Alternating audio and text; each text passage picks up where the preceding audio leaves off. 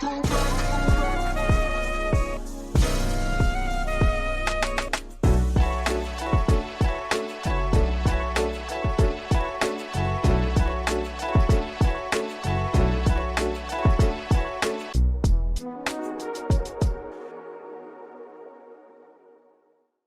fam, welcome to Life More Abundantly, the podcast where we talk Black health like we talk everything else, real, out loud, and with love. I'm Dr. Eboni Haynes. And I'm Dr. Tynisha Drennan. And we've got a lot to talk about today, so let's get into today's episode. Let's do it.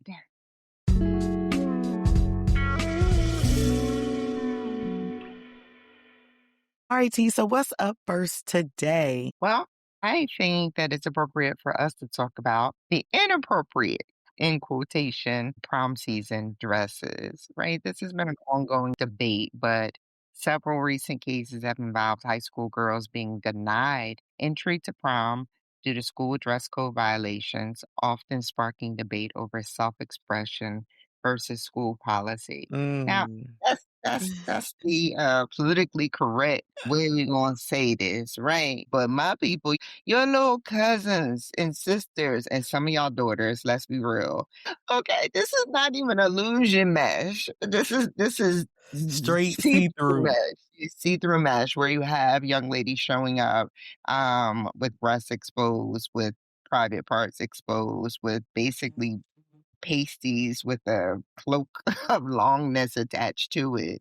And they're saying, hey, this is what I wanted and this is how I'm going to prom. And some people are saying, no, this is inappropriate. And so I remember what was risque when we were going to prom was to have the slit all the way up to your thigh. all the way up. That's right. It'll be like, you're too grown. Like, you're too grown up. Or when we first started getting a little bit of cleavage. Now, this cleavage is so low, it's almost down to your nipples. But you had a little bit of cleavage. That was risque. You had your back out. It was like, it's a special occasion. But it couldn't dip down to your butt crack. Right. Like, you couldn't have that kind of back That's out. right. And so now to see these women showing up looking like first ladies. I knew it was coming. Okay, I digress. It's not illusion mesh that they wearing, but it's not much that they wearing. So at what point are parents, aunties, cousins, seamstress? School was supposed to say enough is enough. This is a teenage function. Enough is enough. Yeah, definitely it's not illusion mesh because we ain't making no illusions. We see clearly what it is that they are flesh and tone, showing, right? Yeah, I think I've seen at least 4 of these stories in the past week. And I'm so glad I was a boy mom because had my daughter tried to wear something like that, I probably would have lost it. Now, that's not to say I didn't get my mama the blues when I was growing up, because I remember trying to wear mini skirts to school, and my mama was not having that. I couldn't get away with the midriff towel until I was like 17. Showing your belly. What? Yeah, we're not doing that. So I do think there has been this very public discussion about what is appropriate in an evening gown here lately. And I think that our teenagers now feel like they have the freedom to wear dresses that are see-through or that have cutouts and they can show so much flesh. These school principals ain't having it. And I'm glad that they're not having it. I think we have to, if parents can't police their daughter's dress, if family members, the community can't police these young ladies' dress, then unfortunately the school has to put the kibosh on that. When you said police these young ladies' dresses, that's why we're talking about it. And we are on the same page in terms of our opinions of what is appropriate. And I will back into the point that I want to make by saying that the red carpet, right, in Hollywood has set the trend, I think. It has set the trend on what is sexy, what is provocative, what is attention-getting, what is show-stopping, right? Which many of us, when we go to black tie affairs, we want to be show-stopping, right? As women, that's what we want to do. I don't want to be that show-stopping. Right. You don't want to be traffic stopping. You don't want to be the waiter walking in the wall with your plate stopping. But I think that, that Hollywood has set this trend. We talked about Tiana Taylor's one of her many Mm-hmm. dresses in award season. She had a thong showing, and so I think that that is setting the standard of what young girls want to emulate. The problem that I'm having with that is one, they're young girls, right? Mm-hmm. They're still You may girls. be 18, but you're not even 21 yet. Right. Any prom looking like this. The red carpet in Hollywood has always meant to be dramatic and over the Mm-hmm. top. Mm-hmm. So I don't agree that in every day, you and I attend a lot of formal events, and in everyday events that this is what needs to be done to Right. be shoe shopping, right? Because I'm gonna be honest with you, in contrast to the nakedness, I've seen some dresses that people had imported from Africa that were stunning. Mm-hmm. Right. And they didn't cover, it wasn't like they were covered from head to toe, but Correct. dramatic and still Uh-huh. covering, still form fitting and just very, Mm-hmm. so that part. When you say police these young women's attire, something in my skin crawled because you also talked about agency of women, Yeah. right? And so are we policing men? I mean, I haven't seen any boys. I've seen boys show up in sneakers, which was a big thing for me, but Or that's no me on socks. time, or no socks, which again, emulating Hollywood, right? Maybe they need a sign up at the prom. No shirt, no shoes, no coochie covered, no No entry. entry. Um, so we've seen that. We've seen men in tuxedos with no shirts, like you said, no socks, short pants, Mm-hmm. those types of things. But we don't hear the controversy of, no, that's inappropriate. You can't do that. And so are we teetering the line here? I'm just playing advocate, right? Mm-hmm. Because I don't like it. And then my daughter couldn't do it. Mm-hmm. My niece, as well as my adopted nieces, Mm-hmm. and they're gonna do this. But are we then female body shaming in some sort of way? Yeah, I can appreciate that comment. I think it's more about helping these young girls grow into young ladies and Yeah. know how to present themselves in such a way that they will be respected and not objectified. And now we can get into the conversation. Well, who is responsible for the objectification, right? It's other people who objectify women. But at the same time, we know, because we grew up in that era, right, that there are things that you can do to attract attention to yourself. And so the question becomes, like you mentioned when we saw the First Lady's dress, Yes. What are we what are trying we to doing it for, right? Are you trying to get that attention? And if so, why? Why is it necessary? When we were growing up, I think our parents recognized that the issue with the split was an issue because they knew that at some point we were probably going to not remember that the split was there. And so people would be able to see up our dress. And like you mentioned, we go to a lot of formal events, and I can't tell you the number of times where I've seen women. Matter of fact, just this past weekend, I was at an event, and literally there were two women there who had the split all the way up on the dance floor, and you can see everything. And the same thing goes for the short dresses, because there was a young lady there who had on a very short dress, and literally I could see what color panties she had on.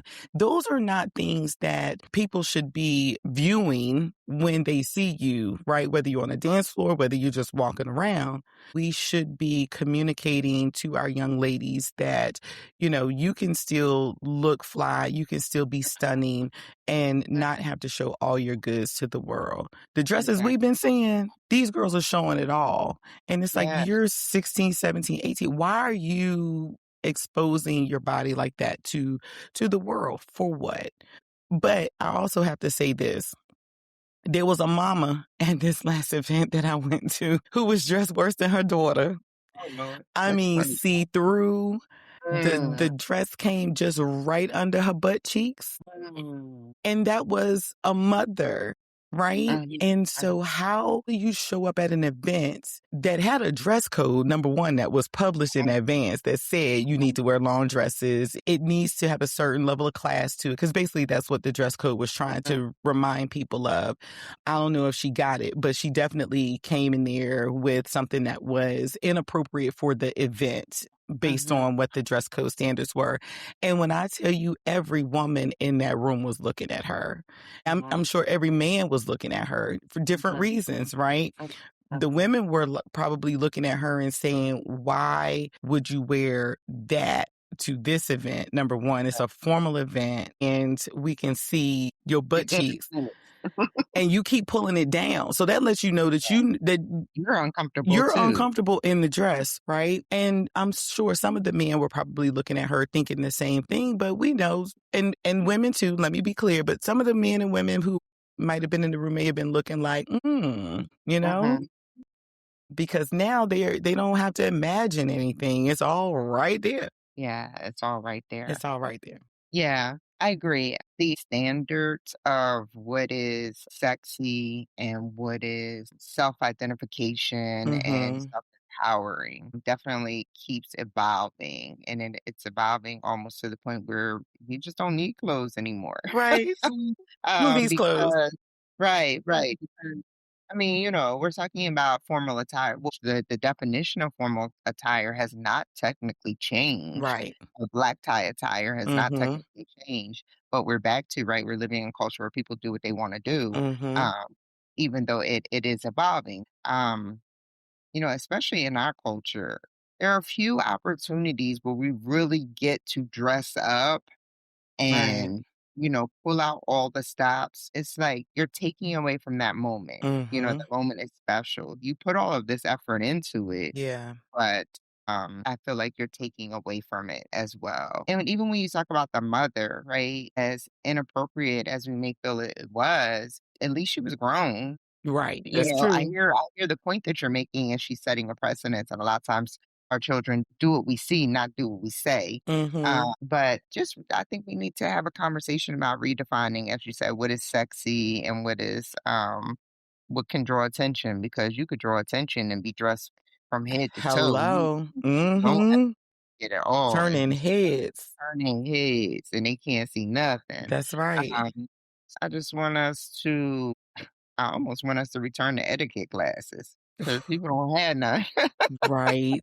And I will say some organizations are organizing or continue to organize etiquette classes. They may not call it that, but I know that with a lot of our fraternities and sororities, they do. And some other organizations, they do make sure that those kids are exposed to the knowledge. And I also want to put a side note to y'all seamstresses.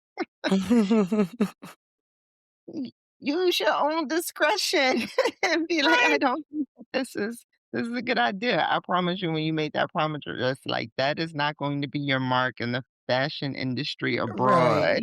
Like you could calm it down for the occasion. Right. Even a snap away. For me, the most disturbing was if you have a little heart around your coochie and your gown, is the rest of it is see through. In fact, I'm not sure what we supposed to do with that. I'm not making that dress for you. You know I'm what? not dress for you. I'm not paying for that dress for you. I'm not paying for it, number one. If I'm your mama, your daddy, your auntie, whoever, I'm not paying for it. But then if you're asking me to make that dress, I'm not making that dress for you. I'm not making that dress for you. I'm not letting you leave the house if you pay for it by yourself. It's just gotta keep some boundaries. And then even as a boy mom, right? We're both boy moms. I don't know that I want these pictures. I don't want that on my wall. Every time I walk by, I'm like, oh, her Gucci's still out. It's like the Mona Lisa. It follows you wherever you go. Girl, And look, they probably will have broken up after that prom they anyways. probably were broken up after that prom. Yeah. And then where you gonna wear it again? I mean, that's all prom dresses, but especially Oh, you're not wearing that. where you wearing that again? Well, I know it. Never mind. Well. I know at least one church function might be able to wear it too. If you go to go to the mayor's ball. I'm so sorry to the people who know who we talking about. All right. All Yeah, right. we gotta Okay. do better. You We got it. gotta do better. So one of the things that you mentioned earlier was the fact that, we're not, in quotation marks, policing the fellas like we do the women. But I think the reason for that is because the men are not showing up with their private parts exposed. Well, now that's Right? true. So I think it would be a totally different story if a young man came in like Prince with his butt cheeks out to the prom, of course, that student will get turned away, I'm sure. But if they're coming with short pants, no socks, no shirt, but a jacket or whatever, there is still coverage, if you Mhm. will, of parts that we would consider private. And so I think that that's why we don't see the same level of scrutiny on the guys' dress as we do the women's. But I will say this, I have been to a formal event and a man came in with a very loud Marvel character, repeated pattern tuxedo on. And trust me, all of us were looking at him because it was like, You should have said Wakanda forever. What? in the world were you thinking when you, number one, when you purchased it, and then when you decided to put it on, like, who told you that that looked cute? He said, So, "I'm yeah. Black Panther." T'Challa said it was good. Ooh. So, Well, yeah. did y'all let him in, or was y'all like, "No, you can't It wasn't come"? my event. No, because I mean, of course, that's the other question. Like, I done paid to be here. It's a privilege to be anywhere. So, technically, I guess people could turn someone away, but you gotta make that clear in the fine print In the so that you fine can legally print. do it. Yes, I think that that's the issue as well. Yeah, we need to start making it, which is a shame you have to do that, but Mhm. making sure that's in fine print. We talked about before, like even when it comes down to like I'm going to a wedding on Sunday and they requested black tie attire, right? Mhm. Not black attire, because that's Right. something different that's trending as well, but black tie attire. Mhm. Right. We make the assumption that people know what that means. But as you mentioned before, somebody gonna show up with their church dress on. Mhm. And Mhm. it's like, that is not black tie attire. So just that's when I say maybe we need to go back to edited classes or something, or at least just Google what black tie attire is, maybe. Like, Just Google it. That's the least so you could that do. yeah, so you can have some ideas. And trust me, young ladies, we've all been young and thin, and look, I still want to look sexy when I go somewhere. Right. But Same. it's also who am I representing? How do I want people to perceive me? How do I want people to take me seriously in my Mhm. sexiness? I have a career, family, all of these things become a domino effect because right when I see you at prom, I'm like, your mama let you wear that? You know what I mean? So Right. there is a judgment, and I know we listen and we don't judge, but we don't look and not judge. Mhm. That's a And good you could be a point. fabulous person, still inappropriate. Yeah. And another thing that was an issue, at least for me growing up, was the whole after party at the hotel thing. We had zero tolerance in my house for that, Mhm. because it Right. just opens up so many opportunities, pun Right. intended, right? And Yeah. so now it seems like we have even progressed beyond that, right? So for me, it's like, okay, you add this scantily clad young lady who's also doing the after party at the Mhm. hotel that somebody's mama or daddy has purchased Mhm. and ain't gonna be there. What's probably gonna happen? Right. Listen, dude, it might happen in the bathroom at the front. This is And true. I just want us to say that we are never giving excuse for men to act on sexual assault in all the levels that we've talked about before. And I never think that because of what a woman has or doesn't have on, she doesn't deserve it. But I will say it draws additional attention. It does. Even if that attention is at the time wanted by the female, right? Because she could end up in the bathroom or at Mhm. the after party because she wanted to be there and wanted Mhm. whatever was being dished out.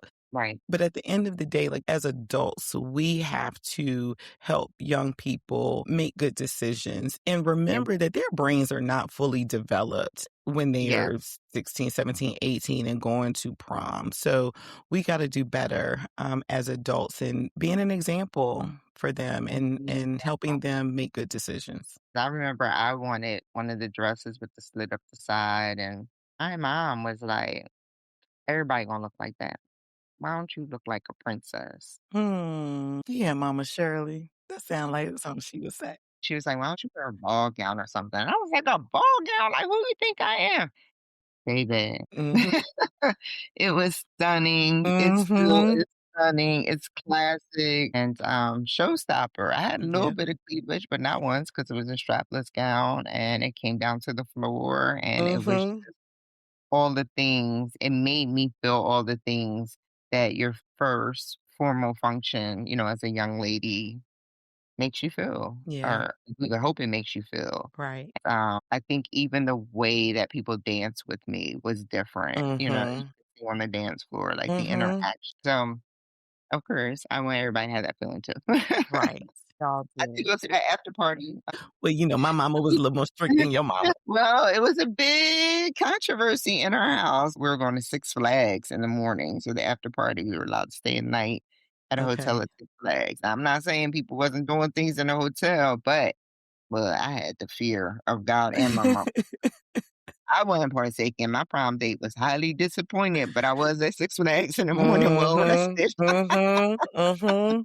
That's what I'm talking about. So, No, yes, I know, right. you all have a lot to say about this. So let Mm. us know how you're feeling about this topic. Send us an email, a voice note, drop us a line. Let us know what you think. We'd appreciate to hear your thoughts.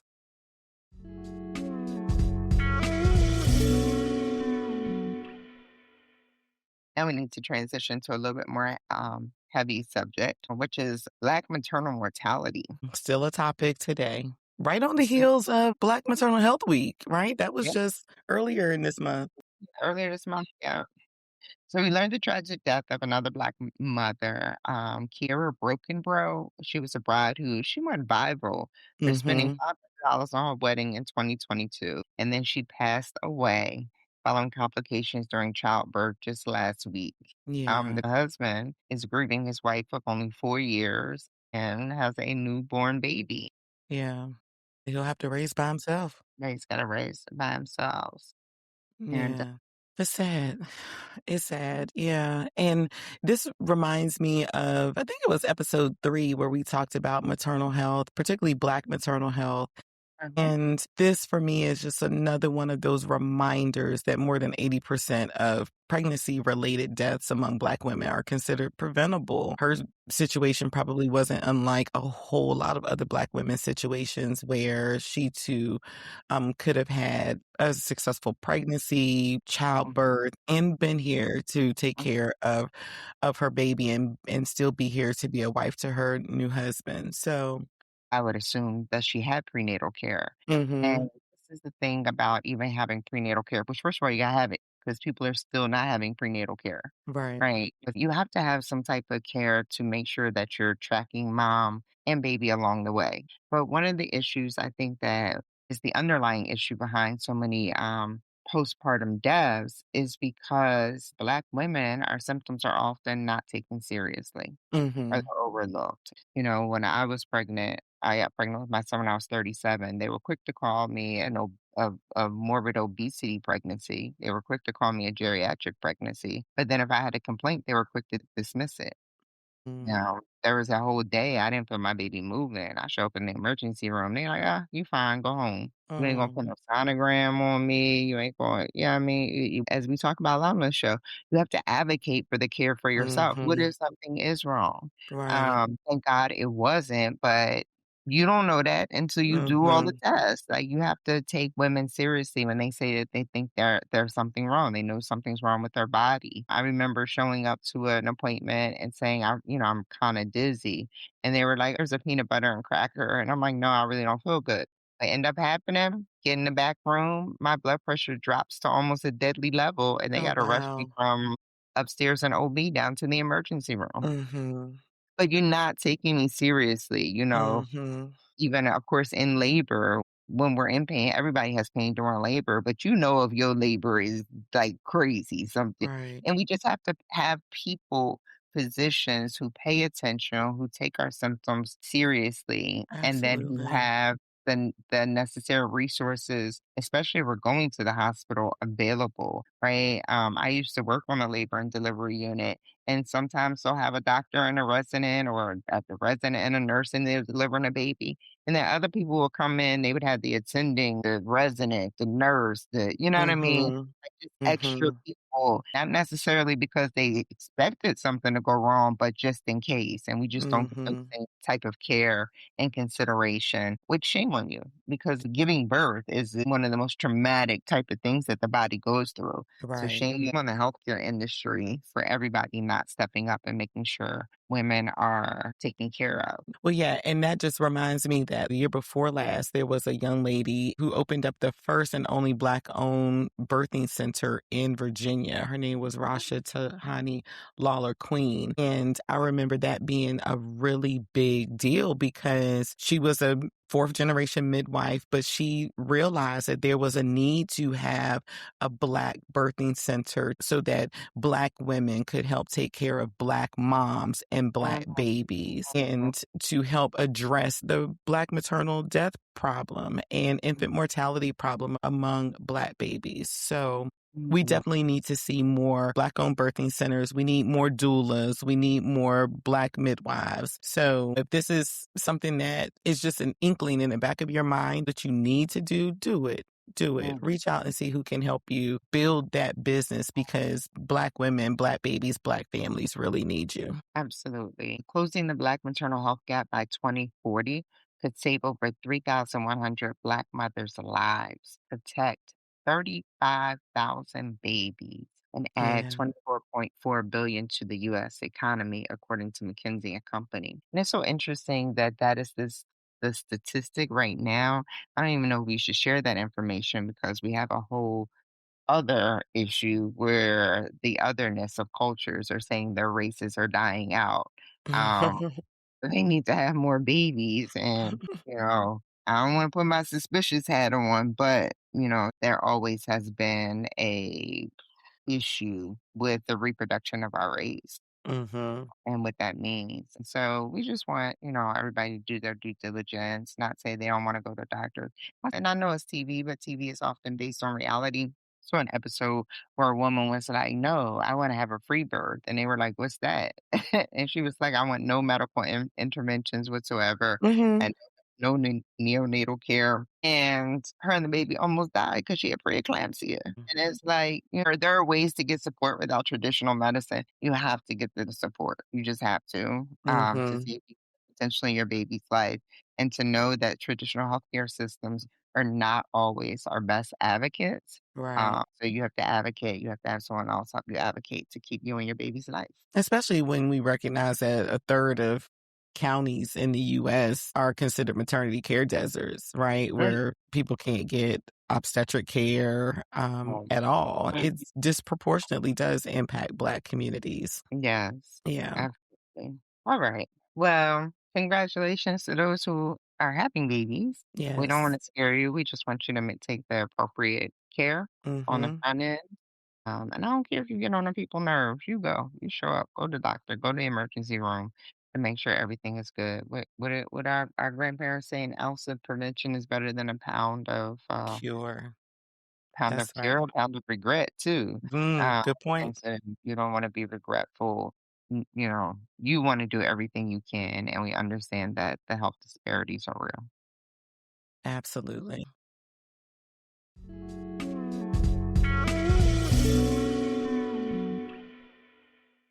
All right, transitioning. What's up this week in Black history? Blackity black, black, black history 365. And 366 on a leap year. Thank you, friend. You catching my drift. All right. So on April 28th, 1971, Samuel L. Gravely Jr. became the first African American admiral in the U.S. Navy. He was born in 1922 in Richmond, Virginia, and he attended my alma mater, Virginia Union University, before joining the Naval Reserves in 1942. Oh, And I wow. think it's good to bring him up because so often we don't talk about military history in general unless you are a military family. But I think Right. it's important for the general public to know about some of these military firsts. And so he held many, many, many first titles for a Black enlisted person in the Navy, including serving as the first African American officer to command a U.S. Navy ship, the Oh, USS Theodore E. Chandler. oh, my. Yeah, it's a pretty big deal. That is a huge deal. Mm-hmm. Right now, let alone back then. Right. Tell me about it. And he was such a big deal that in 2010, the Navy actually named a destroyer after him, the USS Gravely. Oh. Hmm. I feel like I knew somebody that served on the USS Gravely. That's interesting. Yeah. I like it. So, yeah, after he finished his active duty service, he ended up getting married, having a family, but he also went back and completed his degree in history at Virginia Union and later became a railway postal clerk. So, We like it. It's a big deal. I appreciate him. And as always, he kicked in the door for so many to have high ranking offices in the military as much as mm-hmm, they didn't want us to. right. You know what it takes to survive in the military, just to survive it to get out, but to survive it and climb up the military ladder, you have to be exceptional. Exceptional. And even when you are exceptional, depending on what administration is in office, so we don't need to tell y'all. Y'all already know. You already know. So also this week, we honor the legacy of Macon B. Allen, who became the first African American lawyer to be admitted to the bar of Massachusetts on May 3rd, 1845. Last week, we had mentioned the first Black female attorney elected to the D.C. bar. And so we just moving on up the coast. Now we're in Massachusetts. According to the African American Registry, Macon Boyling Allen was born in Indiana and grew up a free man. In 1845, he was already free. I like it. Mm-hmm. He moved to Portland, Maine. Yeah, why he went all the way out west? He's looking for gold. In the early 1840s to study law, working as a law clerk for General Samuel Fessenden, a local abolitionist and attorney. After he passed the Maine bar, well, this man was a Rolling Mm-hmm. Stone. Brilliant. After passing the Maine bar exam, he was granted his license to practice law in Maine on July 3rd, 1844. He was emancipated Mm-hmm. with his law degree. However, he experienced difficulty finding legal work in Maine because lobsters weren't hiring and whites were unwilling to hire a Black attorney. There was only a few Black people that lived there, and there still are. Oh. In 1845, he was like, "Forget this. Where my I'm people out. at? Oh, man, here I come." He walked. He said, "I'm so sick of this shit, man. Forget it." He walked all the way to Boston, 50 miles. I'm sorry, people. But you know how fed up you got to be for white folks to be like, "I'm just gonna keep walking until I get to some Black folk. I need niggas in my life." Okay, in all seriously, he did walk though. He walked 50 miles to take the bar exam, but he still passed the exam. That's a Yes. lesson for people today. Like Oh you man, talking about you don't want to go vote because you don't want to go stand in that line. man, Listen, this man, after he moved to Boston, walked 50 miles to go take the bar exam. the perseverance of it all. He had no Air Force Ones on. Nope. He had his suit on with his top hat. Mm-hmm. Ah, the sun was beaming on his head. Yep. People was riding past him on horses and even offering Mm-hmm. him a ride. And he Right. got there and he was like, "Ooh, I was tired." He drank from the colored only fountain and he passed that exam. Mm-hmm. Yo, I won't walk 6 blocks to go pick up my mail from the mailroom. I'm gonna get my car. My son say he want to ride his bike. I'll be like, "Damn it again." I'm sorry. I do not advocate my lifestyle. Just it is what it is. Okay. So after he finished it, he passed it. He was like, yes. He went to sleep. And then he was like, we need a partnership. So Allen and Robert Morris together opened the first Black law office in the United States. That's pretty Mm-hmm. cool. Kudos, Macon Bowling Allen. Like you said, breaking barriers, but being the first comes with so much pressure. So not just being the first Black person to pass the bar in Maine, then Massachusetts, but Mhm. then all of the pressure that's on you when you want to start a new business. I mean, it's pressure now to start a Right. business, right? Can you imagine what it was like in the late 1800s to do that? Mhm. I can't Mhm. imagine. And then all of the work that you have to do to be respected in your Right. field. But I'm pretty sure they didn't have any shortage of Black clients. I hope that's the case. I think even now, and we talked about this, I don't know if it was last week or the week before, how there are still less than 5% of African American attorneys, still 2026. Right. And so, the number was even smaller then. And we have to ask ourselves why that still remains the case. And Mhm. then, even less, I would imagine, Black law offices per se that actually Mhm. do other things besides, accidents, slip and fall, car accidents, right? Right. We have a couple civil rights attorneys, but it's still such a low number. And Mhm. I know that a lot of times I hear our people say they don't trust us as lawyers. Mhm. They feel like they're not going to get the job done Mm. because the judge may be white, the other lawyer might be white. And so you need somebody who can relate to the people who are ultimately making the decisions. The jurors are white, which we've talked about the need to serve on jury duty. And so, it comes back full circle, I believe, to if we want to see change, if we want to see the numbers increase, then we also have to be willing to support our own. Yeah, for sure. Well, at least we have this history to fall back on, right? To Yeah. show. And, back then, I think that because of the time that we were in, we had so many civil rights cases. And it's hard for me to think that these folks, Allen and Morris, did not take on their share of civil rights cases Mhm. and that they helped pave the way for folks like Thurgood Marshall to come in and do all of the good work that they did in our countries. Absolutely. So we thank them because certainly without them, we wouldn't even have the opportunity to choose to make the choices we make in terms of our careers or in terms of who we enlisted to help us. Absolutely.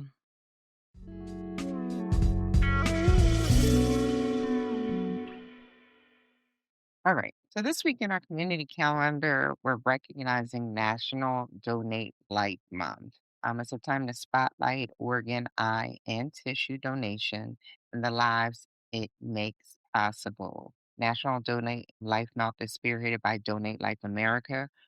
This is important. It matters because one donor can save up to 8 lives through organ donation. One donor can help as many as 75 people through tissue donation.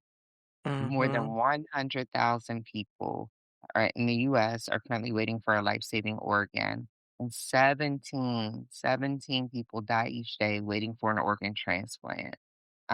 Many adults support donation, but they haven't documented their decision. And every 8 minutes, another person is added to the national transplant list. I really feel like this is important because, well, there are a lot of reasons. First of all, African Americans are disproportionately affected by chronic conditions like kidney disease, diabetes, and hypertension, all of Mhm. which are organ failure. Black patients make up a large percentage of those on transplant waiting lists, especially for Mhm. kidneys, but often are difficult to find a match. Despite the need, donor registration rates in the African American community remain significantly lower in other groups. Right. And I know that part of the reason is because, once again, we have the trauma of believing that our organs were stolen and harvested. We have the trauma of believing that if we are on an organ donation list that people will kill us. So I'm from Pennsylvania, and there's still a case where Bob Casey needed an organ. They couldn't find him an organ. Next thing you know, a young black man was mysteriously murdered, and his organs were taken without his family's consent, and he was not an organ Yeah. donor. And so we still have the trauma of these types of things happening. And the reason that we talk about these things is to kind of debunk that's not necessarily a myth, but to know that we have the power to save lives if our life Mhm. is in jeopardy, right? The likelihood that someone's going to kill us or let us die prematurely because we're organ donors is very, very slim. I'm not going to sit here and tell you it's an absolute, but it's very, Right. very slim. And your organs, eyes, tissues, there are so many things they could do now. Bone marrow can Mhm. just really change the trajectory of somebody else's life. Yeah. Yeah, and one of the biggest challenges, like you mentioned earlier, is that, we have to make sure that we're making this decision before we find ourselves in a health crisis. And Right. so we need to make our desires known to the people who love us. Mhm. One of the easiest ways that you can let someone know that you're an organ donor is simply by going to your local motor vehicles department and saying, I want the notation placed on my driver's license or my state ID. But you can also tell your family members that that's what you want to do. You can put it in writing. You can put it in your advance directive or your living will. Nowadays, you can put emergency information in your phone that people can pull up even if they don't have access to your password, right? So you can even include that information in that emergency info section on your phone so that Mhm. people know that this is what you desire. Mhm. And what you gonna do with them? Right. I heard people say, like, I'm leaving here with everything I came here with.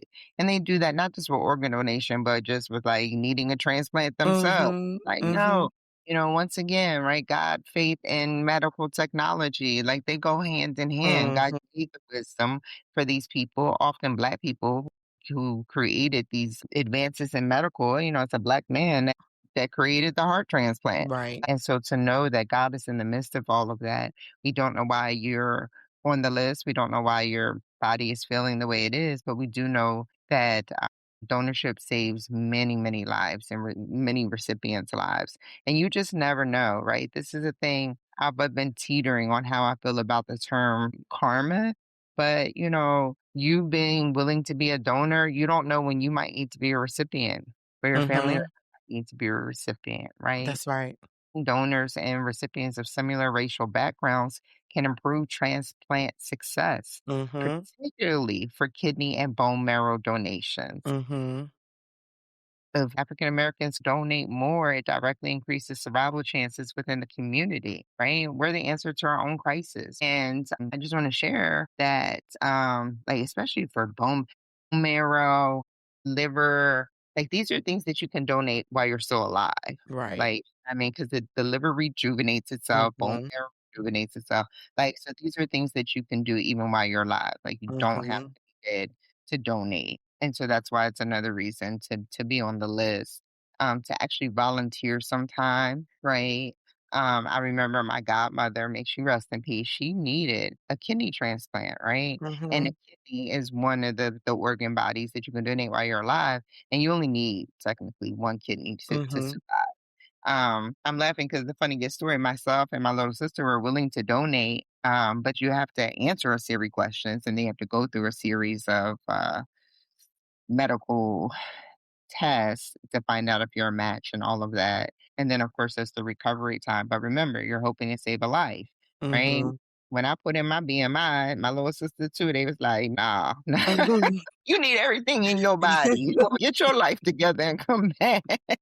So that is a key point too. But our Mhm, willingness is what's most important. And unfortunately, we weren't able to get down to at that time to the weight that we needed to be to even be considered as a candidate. mhm, But just your willingness, I think, helps the psyche of you, potentially the person you're donating to, mhm, and to the system to know that we were ready to step up, even if you couldn't qualify.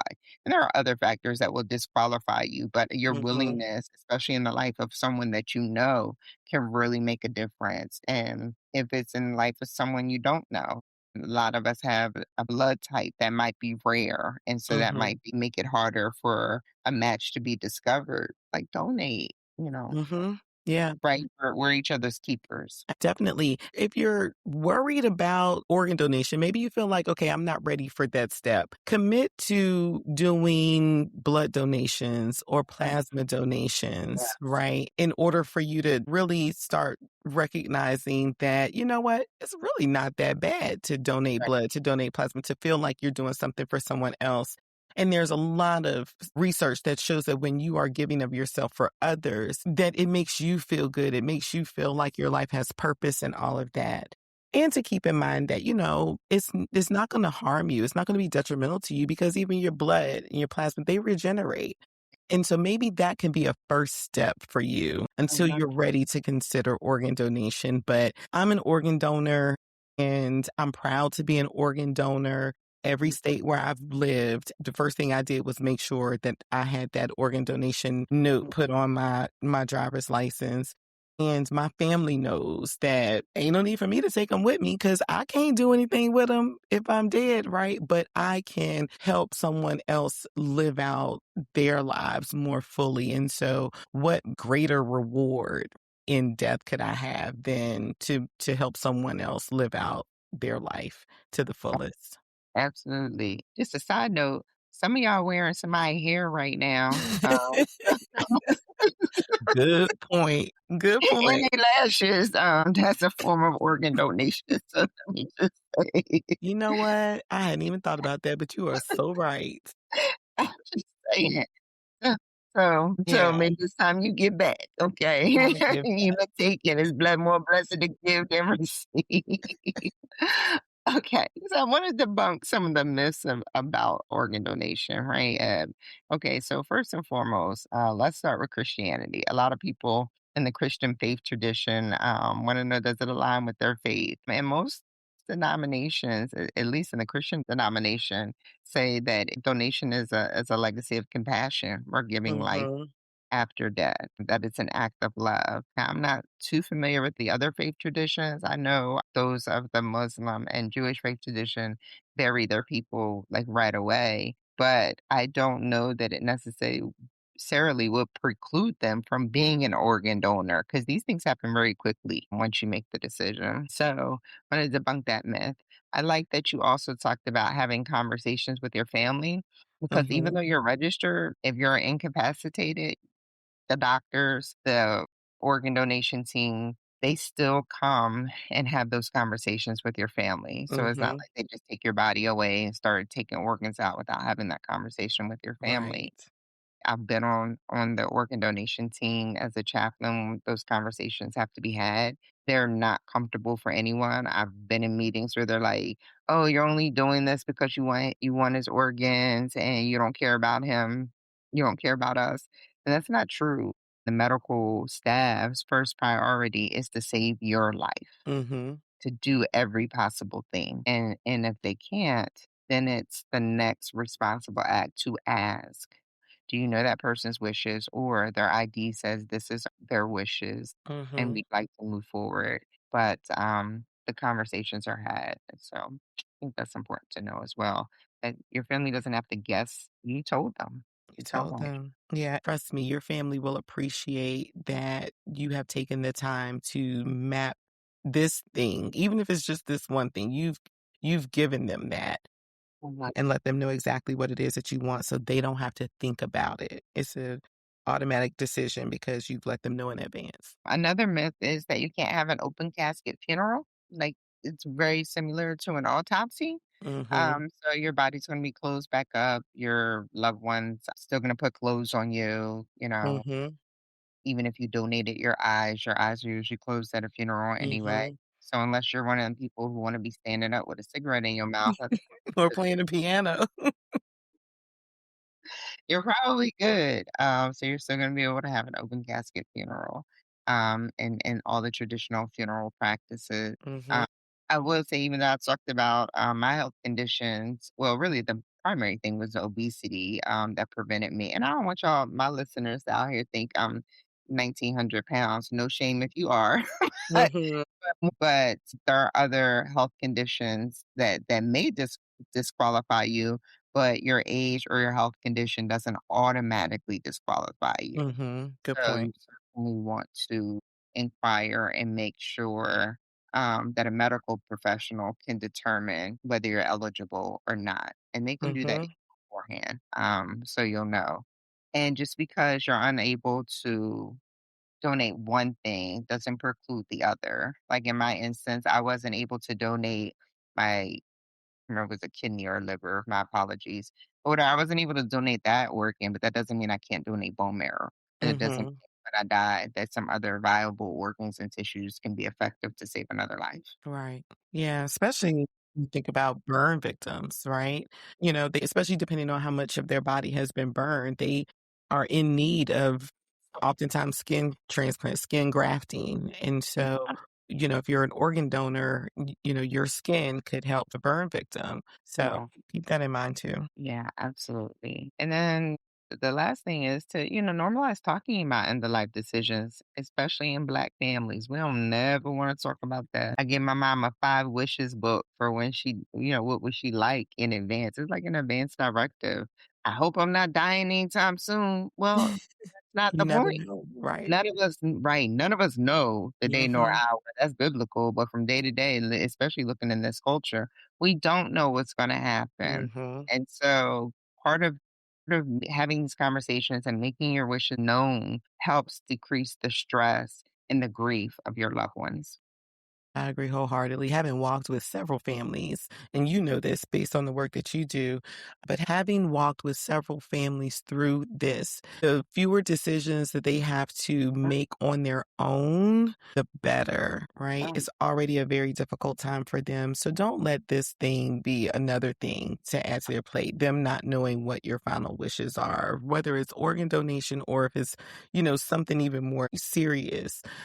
You need to let your family members know exactly what it is that you want. It's never too early to do that. So do your family a huge favor and go ahead and do those things now. Absolutely. Again, educate your family and community. To get the word out there, we need to do partnerships with Black churches and barbershops, sororities, fraternities, community leaders, Mm-hmm. where we consider this part of our holistic health and healing process. Absolutely. That's good. Yeah.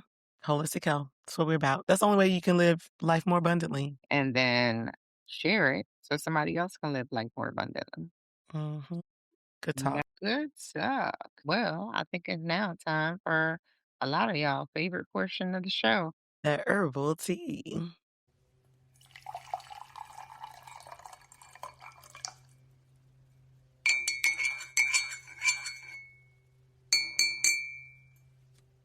So, as you all know, the herbal tea segment is an opportunity for us to talk about what you all are gossiping about and offer up something beneficial to our collective well being. We consider it healthier gossip. So, team, what's on tap? Girl, they talking about in these streets how Spelman College crowned two Mm-hmm. Miss Spelmans this year. Ooh, child. Is that They are possible? just not. Yeah, I mean, I didn't think it was possible. I mean, I kind of like it, but somebody ain't like it. Mm. Historic Black Women's Liberal Arts College. They drew widespread reaction online. I mean, online, on social media, on the side talk. Mm-hmm. Jillian Collier and Kinsley Wilson were both announced as winners and will share the title of co-Miss Spelman for the 2026-27 academic year. Completely unprecedented. They Oof. scoring miscalculation. And Spelman? As Spelman. They Okay. they didn't have Catherine, Miss Cat Catherine Johnson, they didn't have the Miss human Catherine calculator. They they have her doing the math. In his 43-year history, Miss Spelman has Mm. two queens for the first time. Math wasn't math. First of all, because the president said 60% of 600. I'm sorry, but if your president can't count, it makes it hard for everybody else, especially if Miss Catherine wasn't there. Okay. All right, Spelman. I'm sorry. I love me some Spelman people. But it said that there was a miscalculation and discrepancy in the initial scoring results. Where is Steve Harvey when you need him? Um, Spelman said in their statement they named two co-Miss Spelmans for the academic year. This move ensures that the hard work and excellence of the scholars are acknowledged and fully celebrated, end quote. So, should we be mad about this? I mean, this is what I need to know. Did they split the prize, which I'm assuming was a scholarship? Did they split the bragging rights? Is this something that we could be like, all right, girl, me and you in this together? Or is it like, nah, y'all counted wrong. Give me my props. This is so messy. And so, yes, I see Spellman has done a really good job of putting out a statement. But I'm going to tell you, I think if it was me, my mama would have been up in arms. In 2026, this is the most technological time in our history, right? We have access to all of these resources. How you not add the score, right? Come Yeah. on now. Come I on might now. forgot to carry the 1 and add the 2. Whose job is on the line here? And yes, I'm sure these women are going to be very gracious and very kind as they talk about this, but I'm certain that they are also feeling, in some ways cheated by this. And so Mm, for both of these women, my heart hurts for them because this would have been a more beautiful celebration and opportunity for them. But then all of the practical things that will happen moving forward, how will Spelman ensure that those things just don't feel weird? Right? mm, Two people sharing the stage. If there's a program, two people now having to speak because they're now both Miss Spellmans.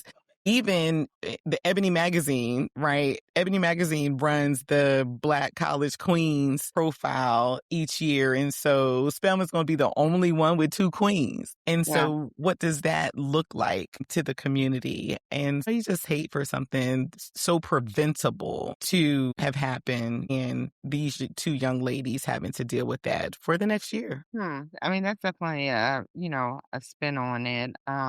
And I do know that we have a tendency, right, sometimes to be mean girls. You know you ain't win right, True. um, that type of thing. But I Mm-hmm. also think for me, on the outside looking in, right, the reputation of Spelman and the amount of dignity and professionalism that they uphold, is neither one of these young ladies' fault. So, I wonder, when we look at the Miss American mishap with Steve Harvey or Miss Universe, to be like, oh, nope, you not the winner. If that Mm-hmm. would have been worse. So Yeah. it's a bad situation. I feel like they tried to fix it as best they could, and it's sad, but I think at the end of the day, this will be a blip in their life experience. You know what I True. mean? They'll both be able to say it. They'll move on, have a joke to tell about it. Mm-hmm. Uh, they'll go down in history. Hopefully, this won't Mm-hmm. happen again. It will go down as history, and hopefully, they're able to work together. Mhm. I do think that that's the takeaway for these young ladies, right? That regardless of the challenges that are presented, being able to overcome them with grace, recognizing that this is not your life. This is just one small moment in your full life trajectory. To not allow this to define you. And then from the school's perspective, like recognizing that sometimes because we, get so caught up or we're accustomed to doing it the way that we've always do it, sometimes things become so rote and we just don't think about how much of a big deal things like this are to our students. And so to just take the time to make sure that we've crossed every T, we've dotted every I, that we've done all the things that we needed to do to ensure that this event is special, that this announcement is special, that there are no issues that would diminish how special this is in the life of these women. Just take the time to do that. Don't just dismiss it. Don't be like, oh, it's no big deal. No, it really is a big deal. And so, respect them enough, love on them enough, care about them enough to want to get this thing right. Absolutely. And this just came in as you were talking about that this has happened before. In 2006, Teresha Phillips was initially crowned Miss Spelman. After a series of events she described as traumatizing, she was demoted to third runner up while Ashley Moss was awarded the crown. So this is not the first time this has happened. And we know accidents do happen, but like you said, what are the systems we're going to be put in place? And this goes back Mm-hmm. to what I was indicating that this may be disappointing, but would it have been fully as traumatizing as if they were like, no, you know what, you're third runner up. You go Mm-hmm. home a loser. Yeah. And so it's just tragic all around, and not expected of the Spelman legacy. But I want us to try and look at the bright side in that every candidate in this pageantry, for lack of a better word, or this competition, for lack of a better word, are outstanding young women to Yep. even have made it this far, to be in Spelman, to make it to this point, and that they shouldn't let even a mistake like this overshadow their accomplishments. So true. So congratulations to Jillian Collier and Kinsley Wilson on your honor. All right. So what's up? Any more tea for today? Oh, yes. Sierra was asked about who should technically be the father in their relationship. And Sierra is married to football player Russell Wilson, but she also has another child with the rapper Future. And so this has sparked an age old debate about who the daddy is if somebody is raising someone else's child in the same home with the mother and being more involved in their life as a father, kind of who gets the right to say I'm the daddy versus the sperm donor or biological father. Interesting question. Well, I mean, my take on it is if you don't want anyone else to come in and that child recognize that person as their father or their dad, then that's on you. That's That's on what you to step up and remind that child that mhm, you are their father. No one else can love them as much as you love them, right? That's your flesh. And mhm, so if you're not doing the things as a father to ensure that your child, knows who you are, knows that you love them, you're not spending time with them like you should. And that's not to say that, parents can't live in two different states, right? sure, And you not be able to see your child as often as maybe you would like, but you can still be very much present in that child's absolutely. life such that that child does not feel neglected, doesn't feel like you don't care about them. So I think on fathers, it's on them. Who do they want their child calling daddy? And if the father wants themselves to be considered that child's daddy, then it's on them to step up and do right by them. I can't agree with you any more than that. And, I always say it takes a special man to step up and be a father to a child that is not biologically his, whether Agreed. marriage, adoption, Mm-hmm. friendship, whatever the case may be. And so, I mean, I totally agree with you. The onus is on the biological father to do what they need and supposed to do for that child. An ideal scenario is for a child to have two fathers, a Mm-hmm. biological one and one that's in the home, and they're both pouring into the life, especially black men. We need as many Right. black people pouring into our black young men as Amen. possible. But my issue becomes when people get an attitude. Future has been in the picture often criticizing Russell um about how, he takes care of the kids and how, their married life is. And it's like, why are you being critical instead of appreciating? Mm-hmm. Right. I hear a lot of time, women move on. We've been single parents before. Mm-hmm. Oh, I don't want that dude around my son. Why not? You not Right. you. Especially if he's a good dude. Especially if he's a good dude. Like there is nothing better than for your child to have as many positive role models, male role models, and especially black role models in Mhm. their life. There's nothing better than that. And so as Absolutely. long as Russell Wilson is doing right by your child, as long as he's taking care of him, as long as he's showing him love, then you should not have anything to complain about. Absolutely, absolutely. And this is a win-win scenario, right? In the lives of these celebrities, but also in everyday context. We have men that are getting upset that other men are taking care of their children and you won't even pay child support. You Mm-hmm. won't even take them to their Speak soccer on it. game. Hello, won't even You show up for graduations or won't make birthdays. your graduations, Right. birthdays. Oh, they don't even know when your birthday is, all this kind of stuff. So you have chosen, right, a lot of Mhm. times to be not in your child's life. We didn't talk about domestic violence today, but in light of all that's been going on. But also when we're dating men, like that has become a red flag to me, maybe as a Mhm. single mom. If you have kids and you're not taking care of them and you're not in their lives, Hello. that has become a red flag for me. And a That's lot of right. times men will be like, oh, she's crazy. And sometimes that is the case. And sometimes, ironically, the women who give the men the hard time are usually the ones who are actually doing something. Holding it down. On the contrary, the women who are not getting anything, they're not crazy. Mhm. It's Yeah. usually that there's a problem with the man. Right. And so whether you're especially when it comes to men, whether your ex-partner is quote unquote crazy, unstable, whatever you want to call them, you still have responsibility to that child brought into Mhm. this world. And so I would like men to stop making excuses why they can't be in their children's lives. Facts. Yeah. That's it. And trust me, it's your child who's going to benefit long term from Yeah. that. So if you care enough, if you love your child like you say you do, then step up. And step up. And don't wait till you need an organ transplant to reach out to them. Or anything from that person, money, support, whatever. Don't wait till then. Absolutely. Well, I think that's our show today. I think that's it for today. We know you're going to have a lot of comments. So please, questions, comments, send an email or voice note to us at podcast@enjoylifemoreabundantly.com or text us your questions or comments as well. We are so grateful for all of you who have been sending us your comments, and they've been very helpful. And so thank you to our faithful listeners. Yes, our faithful listeners.